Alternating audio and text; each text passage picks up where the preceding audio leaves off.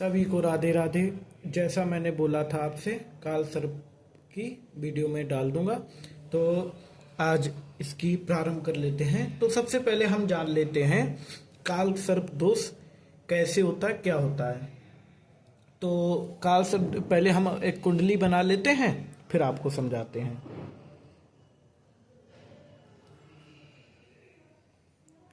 तो ये हमारी कुंडली बन गई। कुंडली उंडली बनाना हम आपको सिखाई दिए हैं। फिर भी अगर किसी को समझ ना आए, आप मुझे कमेंट करिएगा। लाइव में मैं आपको समझाया था परसों या कल की लाइव में, आप देख लीजिएगा। तो भी समझ ना आए, हमें आप कमेंट करिएगा। कुंडली उंडली हम इसके लिए भी एक नई वीडियो बना देंगे। तो कुंडली 1 से 12 तक की हम लिख लेंगे। और देखिए काल सर्प दोष बनता कैसे है।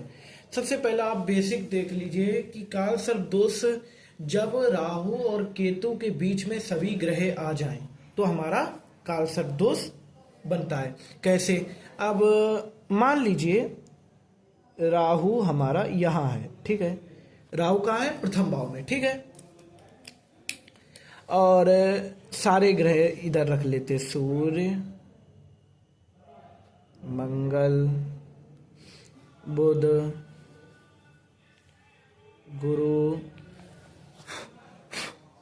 गुरु, सूर्य, मंगल, बुध, गुरु, शुक्र, शनि, चंद्र, ठीक है। आपको क्लियर दिख रहा है? हाँ, तो ऐसे सभी ग्रह हो गए। अभी थोड़ा आपको बड़ा नहीं दिख रहा होगा, इसका भी मैं प्रयास करूंगा बड़ा आपको दिखे, तो माफ़ी चाहता हूँ इसके लिए। आपको थोड़े दिन इंतज़ार करिए, मैं वो वाला स्टैंड आ जाएगा, आपको एकदम बड़ा दिखेगा, ठीक है। तो ऐसे तो सूर्य, राहु हमें यहाँ है, तो केतु मैं आपको बताया था, केतु हमेशा सप्तम भाव में रहता है, ठीक है। केतु सप्तम भाव में रहता है, तो केतु हमारा यहाँ हो गया, ठीक है। तो राहु के बीच में ये सभी ग्रह आ गए, चाहे इधर हो, चाहे उधर हो, चाहे ऊपर हो, चाहे नीचे हो।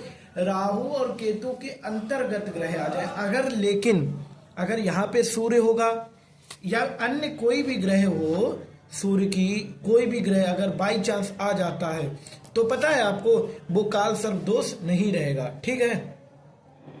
वो काल सर्प दोष मिट जाता है, ठीक है।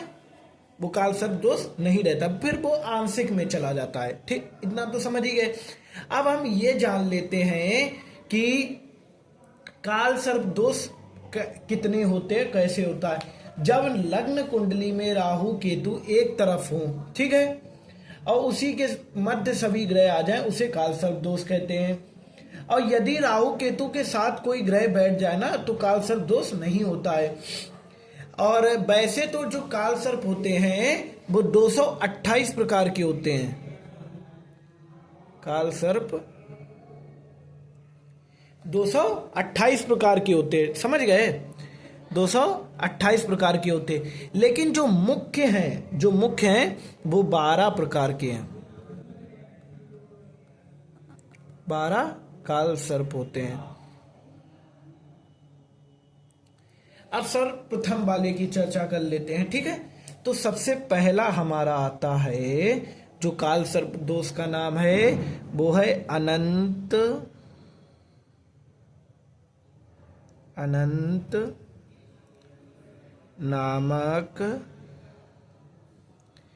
नामक काल सर्प दोष, ठीक है। उसका नाम क्या है? अनंत नामक काल सर्प दोष। तो ये बनता कैसे है? तो ये बनता ऐसे है, देखिए।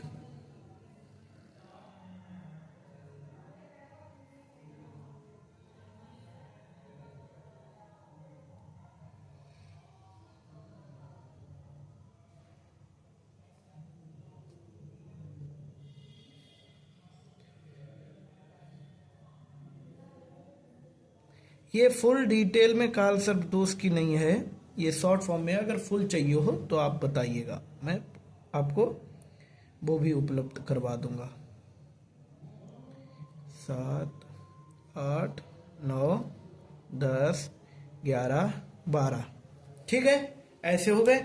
अब यदि प्रथम भाव में राहु हो, यानी कि राहु यहां हो और सप्तम में केतु हो, यानी कि यही वाला है, ठीक है, इसे जो कहते हैं, इसे कहते हैं अनंत नामक काल सर्प दोष।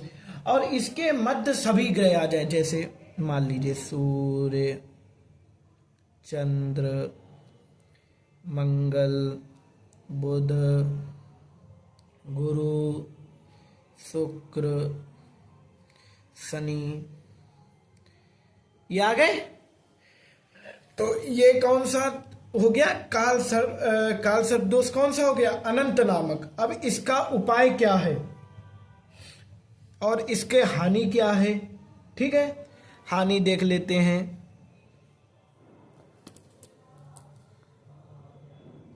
हानि या प्रभाव, ठीक है, प्रभाव क्या होता है?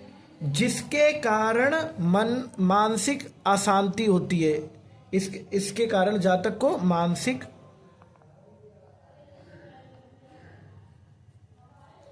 मानसिक अशांति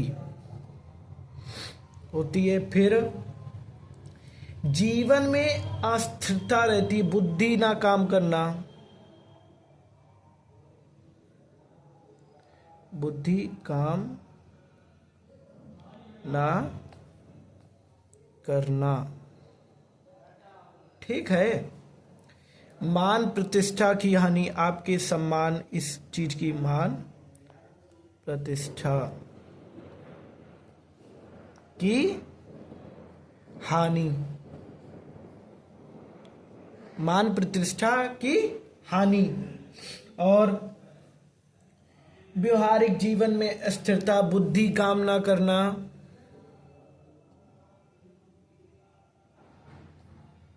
काम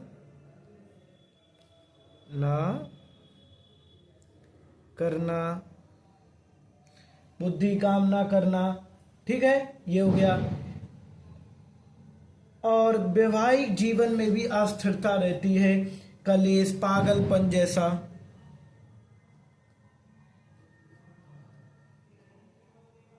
ठीक है, पागलपन, ठीक है, सॉरी ये कॉमा, माफी चाहता हूं, ये गलती से लग गया, पागलपन, ठीक है, ये इसका हानि है, मतलब जिसके कारण से उसे जातक को, जातक यानी आपको मैं बता दूं, जातक यानी जिसकी कुंडली हम देख रहे हैं। जातक कौन है? जिसकी कुंडली हम देख रहे हैं, वो बच्चा या लड़का या आदमी जो भी है इत्यादि, लड़की, वो हम लोग जातक कहते हैं ज्योतिष में, ठीक है, समझ गए। अब इसका उपाय क्या है? उपाय भी हम बताएंगे, जब हम घाटा बताएंगे तो उपाय भी बताएंगे, इसी बात के लिए तो हम ज्योतिषाचार्य हैं। उपाय है गले में हमेशा चौकोर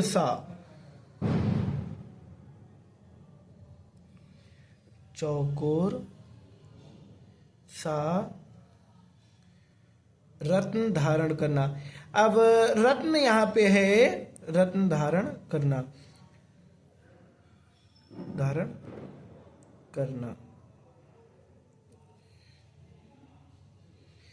यहां पे आप सोना भी ले सकते हो, जैसी आपकी सामर्थ्य, सोना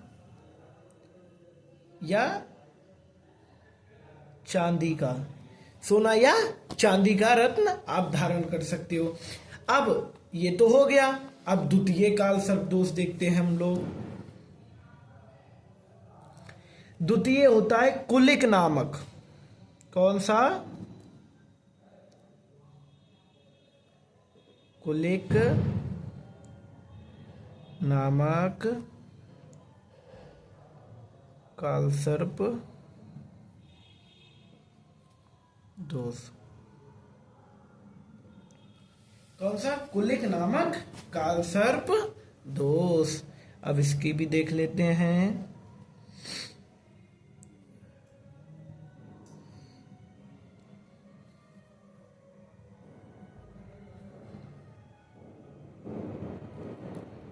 कुलिक नामक।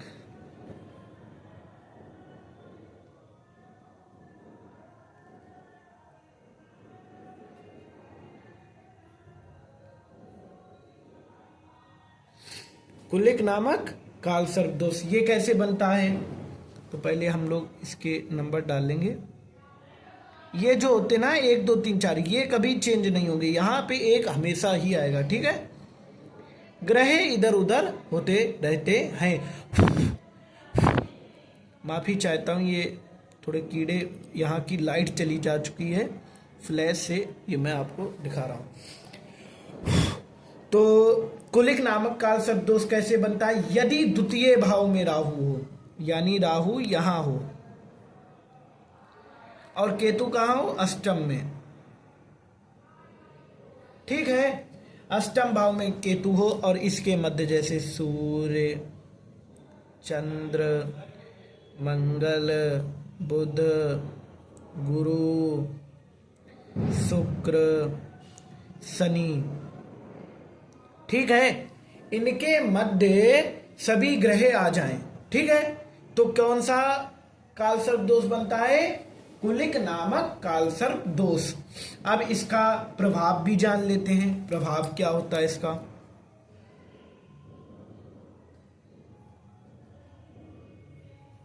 प्रभाव, ठीक है, प्रभाव क्या होता है? जिसके कारण जातक को स्वास्थ्य हमेशा किसी ना किसी वजह से खराब होना। तो स्वास्थ्य खराब होना, स्वास्थ्य खराब होना, जीवन की आर्थिक स्थिति ठीक नहीं रहना, आर्थिक, यार क्या बताएं, यहाँ पे जो कीड़े हैं बहुत हैं। आर्थिक स्थिति, आर्थिक स्थिति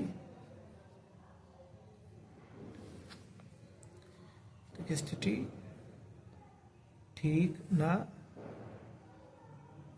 रहना, आर्थिक स्थिति ठीक नहीं रहना। इसके कारण ये होता है, बहुत मेहनत भी करना पड़ता है।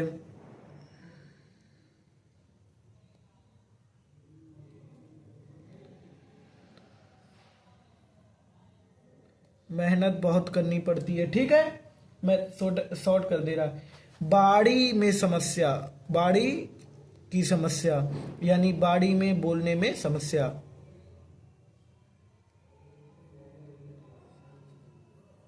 उत्पन्न होती है। ठीक है, और इत्यादि वैवाहिक जीवन भी खराब रहता है इससे। ठीक है, अब इसका उपाय भी जान लेते हैं। ठीक है, अब उपाय भी हम बताएंगे। तो उपाय इसका ये है, घर के वायव्य कोण में, घर के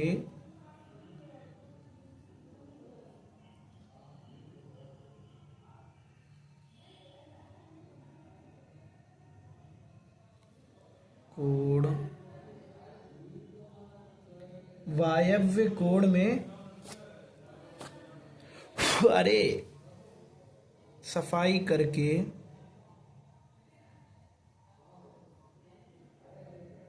सफाई करके, सफाई करके मिट्टी के बर्तन में, सफाई करके मिट्टी के बर्तन, मिट्टी का बर्तन लेना और मिट्टी के बर्तन में पानी डालें,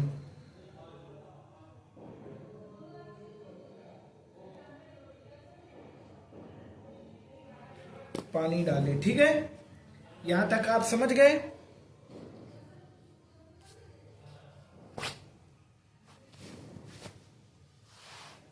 मिट्टी के बर्तन में पानी डालें और ये प्रतिदिन पानी बदलना भी है।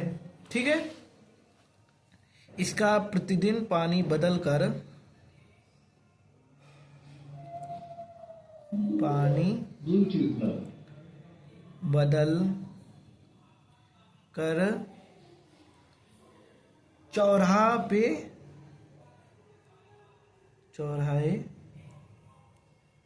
पर डालें, ठीक है। और प्रतिदिन बदलना है। और बहते जल में नाग नागिन को दूध से अभिषेक करके प्रवाहित करें अमावस्या के दिन, ठीक है। ये उपाय हैं, ये 2 उपाय हैं, आप कोई एक कर लेना, ठीक है। जिसको हो या सीख रहे हैं तो आप जो नोट्स बनाना तो उसमें ये लिखना जरूर, ठीक है। अब आता है हमारा तीसरा काल सर्प दोष।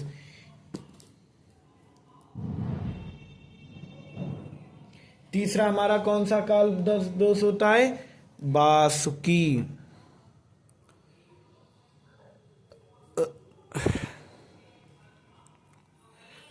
वासुकी नामक काल सर्प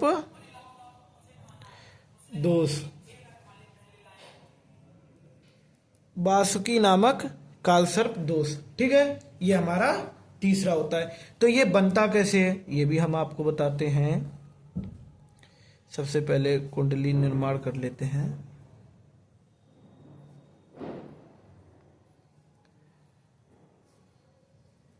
तो देखिए, जैसे हम पहले लिखते थे वैसे ही जाएगा। कुंडली तो आप जानते हैं,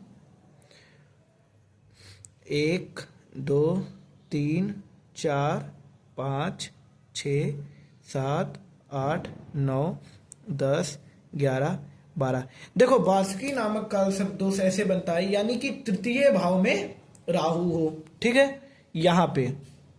यहां राहु हो और केतु कहां हो जाए? नवम भाव में, समझ गए। और इसके मध्य सभी ग्रह आ जाएं। चलिए सबे रखते हैं। सब ग्रह अपने इशारे पे नाचेंगे। सूर्य चंद्र मंगल जहां हम चाहें, सूर्य चंद्र मंगल, ये मजाक की बात थी, ग्रह सीरियस ना लें। सूर्य चंद्र मंगल, बुध गुरु, शुक्र शनि, ठीक है। शुक्र शनि राहु केतु, ठीक है। ये हो गए। तो ये कौन सा बन गया? वासुकी नामक काल सर्प दोष। अब इसके प्रभाव क्या होता है ये भी आप लोग जान लो।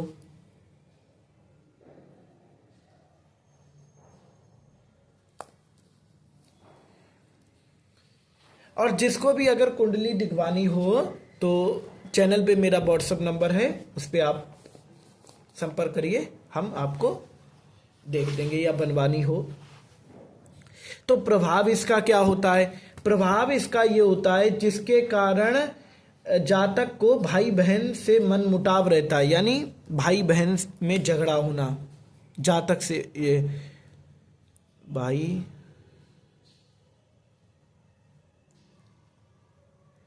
बहन से झगड़ा होना, ठीक है। भाई बहन से झगड़ा होना। दूसरा है व्यापार में, नौकरी में अनेक प्रकार की समस्या। व्यापार और नौकरी में समस्या।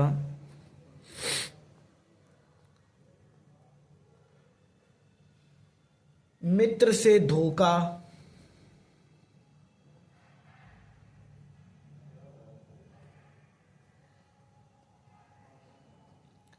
भाग्य साथ ना देना।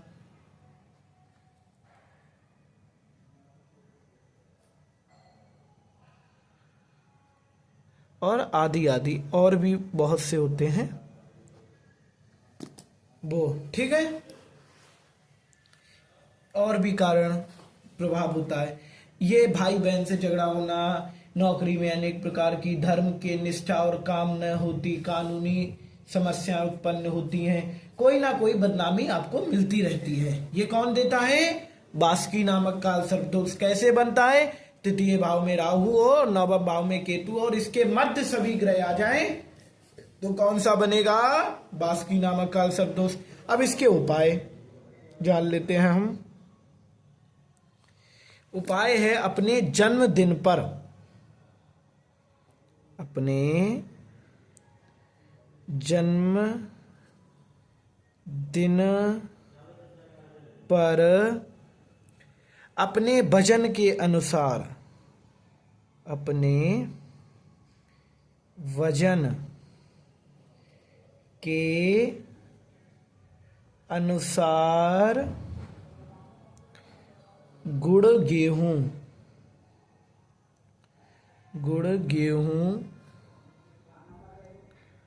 को तांबे का बर्तन, तांबा के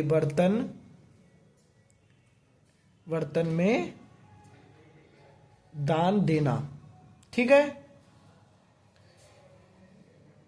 दान देना, ये इसका उपाय है। अब चौथा नंबर हम पे पढ़ते हैं। तो चौथा नंबर हमारा किसका? चौथा नंबर होता है शंखपाल।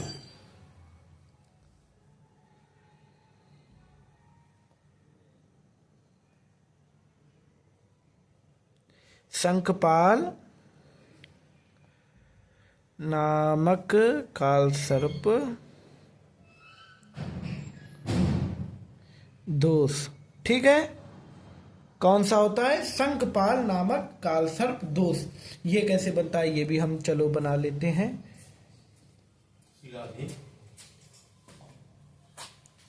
शंखपाल नामक बनता है। ठीक है, ये कैसे बनता है ये भी हम जान लेते हैं।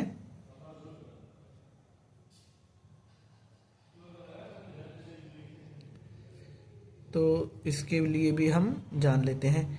तो सबसे पहले हमारा रहता है कुंडली। तो आप बनाना जानते ही हैं, मैं बार बार पूछ लेता हूँ, माफ़ी चाहता हूँ, पर आप लोग जानते हैं, बढ़िया है। 6 7 8 9 10 11 12। तो देखिए, इसके लिए तृतीय भाव में राहु था, अब इसमें चतुर्थ भाव में चला जाएगा। किसमें? चतुर्थ भाव में। और इसी के और ये कहाँ जाएगा? दसम भाव में केतु। ठीक है, आप ये हमेशा याद रखना। सिर्फ एक चक्र आता है, इसका नाम मैं शायद मिस कर रहा हूं। तो उस चक्र में, अभी चक्र का नाम भी थोड़ा मैं बाद में बता दूंगा, उस चक्र में सिर्फ राहु केतु एक साथ बैठ जाते या छठम पंचम में चले जाते हैं, वो षोडश वर्गी में होता है, सिर्फ उसी चक्र में। नहीं तो किसी भी चक्र में कभी राहु केतु एक साथ नहीं, हमेशा सप्तम में बैठते हैं। और ये बात हमेशा ही याद रखना। और वो चक्र का नाम है बिंसांस कुंडली। सिर्फ बिंसांस कुंडली में ऐसा होता है जब राहु केतु एक साथ बैठते, नहीं तो लग्न कुंडली, चंद्र कुंडली, हर कुंडली में कैसे बैठते हैं? राहु केतु हमेशा सप्तम में जाते हैं। तो चलिए और ग्रह सेट कर लें। सूर्य चंद्र मंगल, सूर्य चंद्र मंगल, बुध गुरु शुक्र। और मैं इसलिए आपको बता दे, शुक्र और शनि, देखिए मैं इसलिए ज्यादा आपको बता देता क्योंकि मैं भी पढ़ता था तो मेरे मन में भी संशय थे। ऐसा नहीं है आपके संशय कोई मतलब आ रहा है तो ये गलत है, ये अच्छी बात है, क्योंकि आप जब पढ़ोगे तभी तो संशय आएंगे, बिना पढ़े थोड़ी ना आ जाएंगे। ठीक है, तो पढ़ेंगे तो संशय तो आएंगे और उसके लिए हम बैठे हैं। अब इसका हम देखेंगे प्रभाव। ठीक है, क्या इसकी प्रभाव दिखाता है कुंडली अपने जातक पे। तो शंखपाल नामक जातक क्या करता है? ये आपके व्यापार और नौकरी,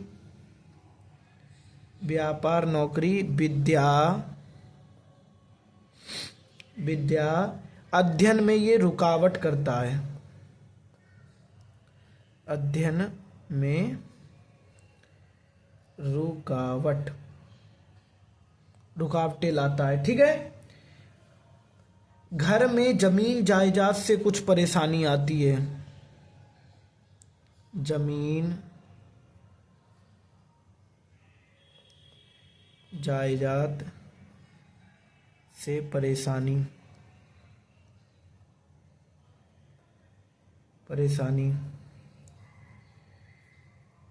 घर में प्रेत घर में भूत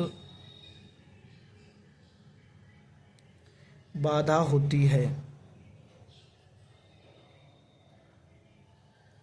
आदि आदि। ठीक है, आदि। अरे आपको क्लियर नहीं दिख रहा है, अब दिख रहा है सही? हाँ, तो ये होता है। अब इसके उपाय भी जान लीजिए। इसके उपाय हैं हमारे बहते हुए स्वच्छ जल में, जो जहाँ पे नदी हो, तालाब में नहीं, नदी, नदी बहती रहती है ना, बहते हुए स्वच्छ जल में, गंगा जल, गंगा जी हो चाहे कोई भी नदी हो, बहती हुई, ठीक है, एक जगह स्थिर नहीं, बहते हुए जल में प्रतिदिन, प्रतिदिन यथाशक्ति दूध बहाएं। अब आप ज़्यादा धनवान हैं तो 1 लीटर 2 लीटर जितने आपका मन करे रोज, और नहीं है तो 1 पाव या 1 घूंट तक की बहाएं। ठीक है, और प्रतिदिन नहीं तो हफ्ते में 1 बार, 15 दिन में 1 बार, महीने में 1 बार। अगर नदी आपसे दूर है, पास है, फिर तो बहुत बढ़िया है, फिर तो रोज ही बहाओ। और थोड़ा, ठीक है, ये नहीं कि पूरा ही 1 दिन में कर दो, नहीं, आपकी जितने में सामर्थ्य है, ठीक है, सामर्थ्य अनुसार। पद्म, अब पंचम बात कर लेते हैं। पंचम होता है पद्म नामक कालसर्प दोष, जो पंचम होता है। तो इसके कुंडली पहले बना लेते हैं, फिर इस पे विचार करेंगे।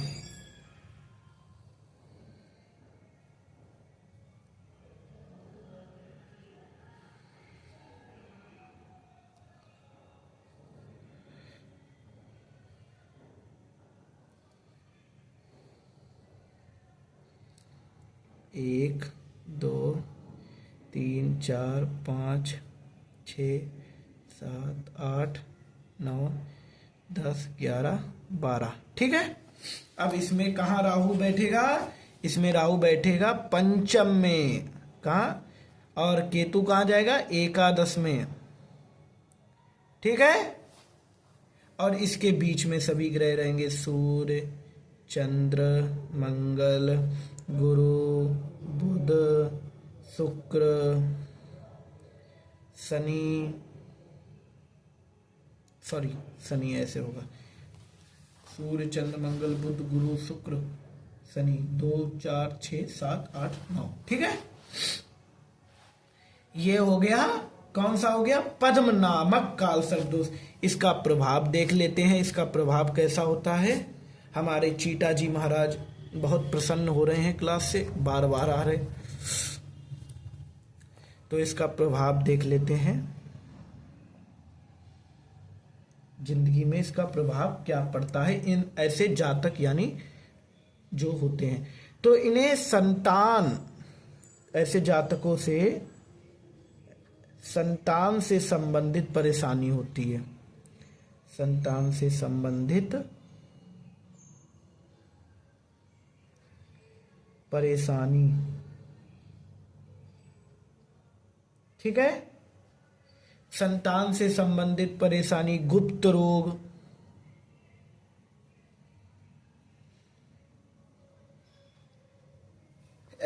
और मित्र तथा पत्नी से, मित्र तथा पत्नी से विश्वासघात, विश्वासघात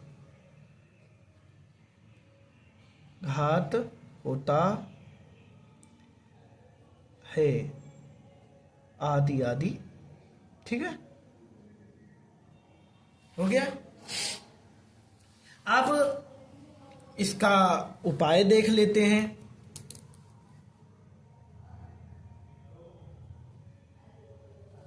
उपाय इसके क्या हैं? घर के ईशान कोण में, घर के ईशान कोण में घर के ईशान कोण में सफेद हाथी की मूर्ति रखें।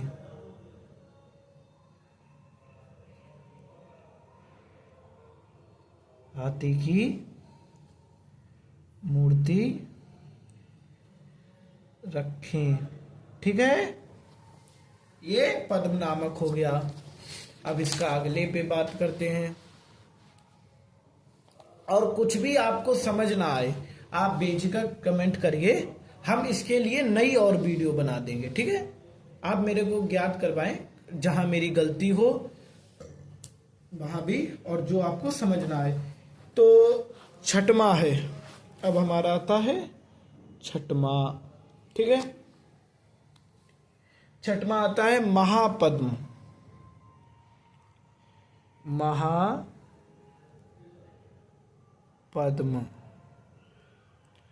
महापद्म नामक काल सर्प दोष। ये कौन सा होता है? महापद्म। ठीक है,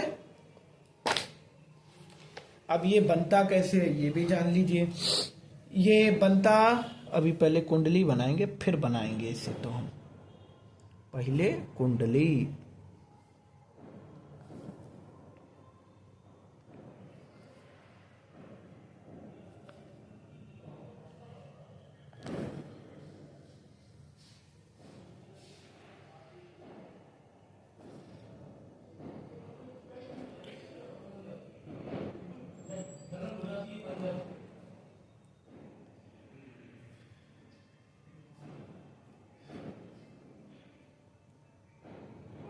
देखिए ऐसे नंबर डाल लेंगे।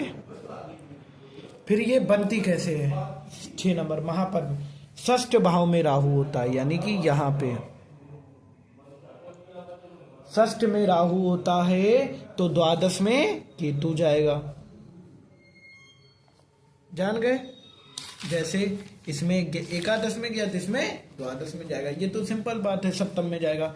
अब इसे कैसे? अब इसे के बीच में ग्रह ला दो, सूर्य, चंद्र, मंगल, बुध, गुरु, शुक्र, शनि। ठीक है, ये ग्रह इधर भी जा सकते हैं। ठीक है, और वो इधर भी आ सकते हैं उधर भी जा सकते हैं, इससे कोई मतलब नहीं है। मतलब हमें राहु केतु से है, षष्ठ भाव में अगर राहु है, द्वादश भाव में केतु, तो कौन सा होगा? महापद्म नामक काल सर्प दोष। अब इसका प्रभाव भी जानेंगे।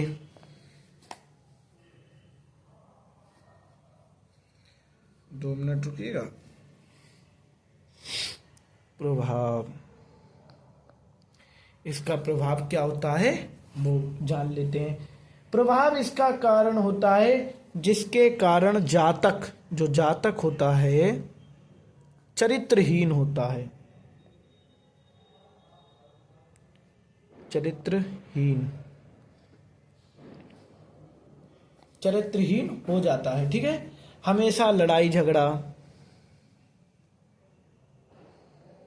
ये जातक के लिए हमेशा लड़ाई झगड़ा करता है।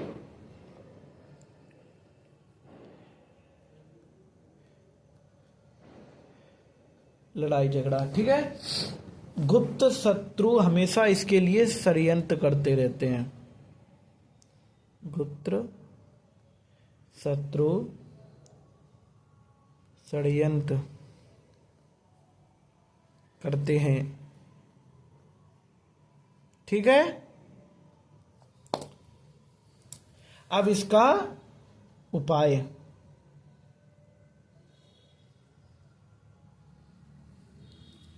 उपाय इसका ये है, प्रत्येक माह की पंचमी को, प्रत्येक माह की पंचमी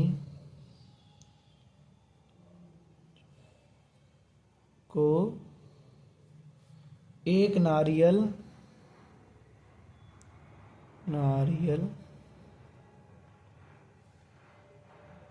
बहते जल में प्रवाह करें। अब देखिए, बहते जल बहुत प्रवाह करें, बहुत जगह आया बहते जल बहते जल। बहते जल ऐसा है ना, भगवान का जो शेषनाग है वो आपको भी पता क्षीर सागर में करता है शयन, वो रहते हैं, तो इसलिए बहते जल में करते हैं, वो सबसे पावरफुल है। ठीक है, अब देखिए हम इसका सिर्फ 6 ही बनाएंगे, 6 अगले पार्ट में बनाएंगे, क्योंकि वीडियो बहुत लंबी हो जाएगी, 35 मिनट की तो हो ही गई है, फिर और लंबी हो जाएगी, इसलिए हम सिर्फ 6 अभी कर लेते, 6 अगले पार्ट 2 में। ठीक है, पार्ट 1 ये रहेगा। और देखिए अब शुरू से समझ लेते हैं, ठीक है, ध्यान से सुनिएगा, फिर मैं नहीं बोलूंगा। काल सर्प दोष ये होता है, कैसे बनता है, अगर एक में हो कहीं भी राहु हो, उसके सप्तम केतु हो, और उसके इधर आ जाएं या उधर चले जाएं, मतलब राहु केतु के इधर, या तो आधे ग्रह उधर हो इधर हो तो फिर नहीं बनेगा, सब ग्रह उसके एक साइड हो जाएं तो वो बनता है। लेकिन अगर कोई भी ग्रह राहु केतु के साथ बैठ जाता है तो वो भंग हो जाएगा। ठीक है, और वैसे काल सर्प दोष 228 प्रकार के होते हैं। ठीक है, और उसमें 12 प्रकार के काल सर्प दोष मुख्य होते हैं। तो सबसे पहला आता है अनंत नामक काल सर्प दोष, जिसमें प्रथम भाव में राहु हो, सप्तम में केतु हो, सभी ग्रह आ जाएं तो इसका अनंत नामक काल सर्प दोष होता है। प्रभाव इसका मानसिक अशांति, बुद्धि, कामना करना, मान प्रतिष्ठा की हानि आदि आदि होते हैं। ठीक है, इसका उपाय गले में हमेशा सोना या चांदी का चौकोर रत्न धारण करें। ठीक है, जो आपकी यथाशक्ति, सोना का पहन सके, चांदी पहन सके, चांदी ना हो सके तो लोहा का पहन लें, अगर आपके शक्ति नहीं है तो। कुलिक नामक काल सर्प दोष फिर कैसे होता है, द्वितीय में राहु हो, अष्टम में केतु हो, सभी ग्रह आ जाएं और इसके बीच में। और प्रभाव क्या होता है, अगर ये ग्रह इधर है ना, इधर भी चले जाएं कोई फर्क नहीं पड़ता है, सभी ग्रह इधर हो। ठीक है, इसका प्रभाव स्वास्थ्य खराब होना, आर्थिक स्थिति ठीक ना रहना आदि आदि। और इसका उपाय है घर के वायव्य कोण में सफाई करके मिट्टी के बर्तन में पानी डालें और प्रतिदिन पानी बदलकर चौराहे पर प्रभावित करें। ठीक है, अब फिर आता है बासुकी नामक काल सर्प दोष कैसे बनता है, इसमें तृतीय में राहु और नवम में केतु हो तो बासुकी नामक काल सर्प दोष बनता है। प्रभाव भाई बहन से झगड़ा होना, व्यापार नौकरी में समस्या, मित्र से धोखा, भाग्य साथ ना देना आदि आदि। उपाय इसके अपने जन्मदिन पर अपने भजन के अनुसार गुड़ और गेहूं का तांबे के बर्तन में दान दें। दान आप पुजारी मंदिर में ब्राह्मण को दे सकते, या ब्राह्मण नहीं मिलता तो किसी भिखारी को दे दे, भिखारी को नहीं मिलता है, निर्धन को नहीं मिलता है तो फिर आप किसी गाय को खिला दे, और बर्तन है वो आप मंदिर में दान कर दे। ठीक है, क्योंकि बर्तन अब गाय क्या करेगी। ठीक है, और अगर बर्तन मंदिर में नहीं दान कर सकते तो उसमें पानी रखें और ऊपर घर के रख दें, जिससे चिड़िया इत्यादि उसमें पानी पी सके। ठीक है, शंखपाल नामक काल सर्प दोष फिर चौथा होता है, इसमें चतुर्थ में राहु हो, दशम में केतु हो तो क्या होता है, शंखपाल नामक काल सर्प दोष। प्रभाव क्या होते हैं, व्यापार नौकरी विद्या अध्ययन में रुकावटें, जमीन जायदाद से परेशानी। उपाय इसके बहते हुए जल में प्रतिदिन यथाशक्ति दूध बहाएं।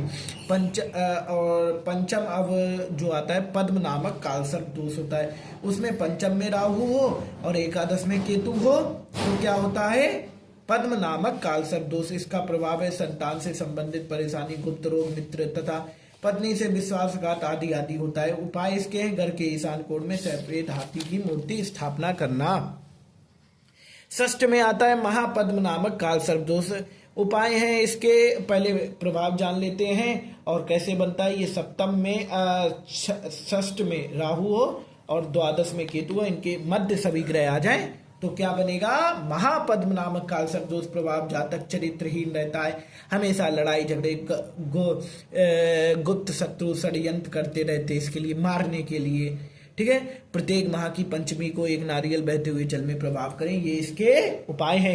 पंचमी ना हो सके तो एक माह की एक पंचमी में तो कर ही सकते, 2 पंचमी आती, अगर नहीं कर सकते दोनों में तो एक में तो करें बहते हुए जल में, एक में नहीं हो तो 2 महीने में 3 महीने में करें, पर करें जरूर। ठीक है, बहते हुए जल का मैं भी कारण बताया हूँ। ठीक है, सभी को राधे राधे।